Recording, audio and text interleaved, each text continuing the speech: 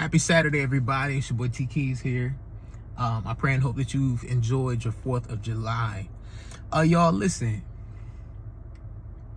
You know, back in the Bible, Jesus told his boys, he said, yo, listen, before you follow me, you need to know something. He says, foxes have holes, birds have nests, but I have no place to rest my head. Before you follow me, just know, foxes have holes, birds have nests, but I have no place to rest my head. I think that you should just know that before you start following me, praying in my name, and just know I have nowhere to lay my head. Jesus was doing the work of the Father, so he was like an entrepreneur. Jesus was also a carpenter, so he had a job, but he still had no place to rest his head. Ladies and gentlemen, what I want to tell y'all, man, is I don't want you to continue to condemn yourself because there's a struggle. I should have been married. I should have stayed married. You know, all my family, they've been married 20, 25 years, and here I'm getting a divorce, and, you know, here I am, you know, I got these money issues, and now, you know, my job. Don't be ashamed. Don't be fearful because there's a struggle. Because without struggle, we will have no need for God. No matter what class bracket you're in, without struggle, we will have no need for God. Period. There's a uniqueness about the struggle that you're going through. You know, most of the stories that you see and hear about, yeah, it may be similar, but there's such a uniqueness to it because the outreach is different. Similar story, different outreach. You might reach the people in the church.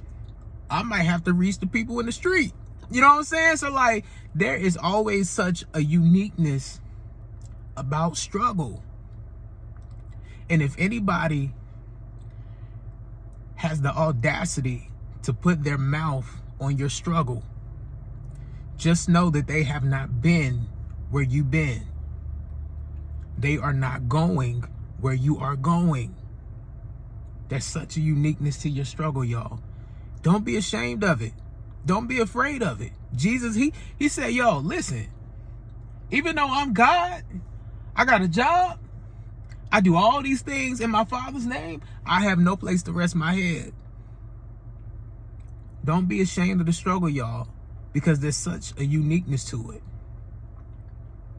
But here's the part I love about God. He had nowhere to lay his head, but now he living big now. Pearly gates.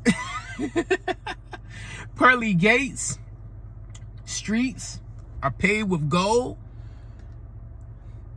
At God's house, he has many mansions with all of our names on it. Ain't that crazy? Like, yo. So don't be ashamed of the struggle, y'all. We all have to pass through struggle at some point of our life. God almighty, y'all. Whether if it's financial, whether if it's emotional struggle, mental struggle,